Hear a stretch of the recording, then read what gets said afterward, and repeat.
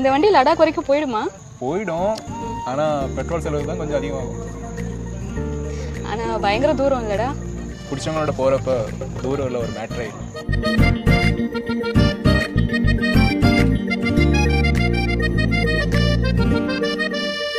என்னடா இதுக்கே இவ்வளோ டயர்ட் ஆயிடுச்சு.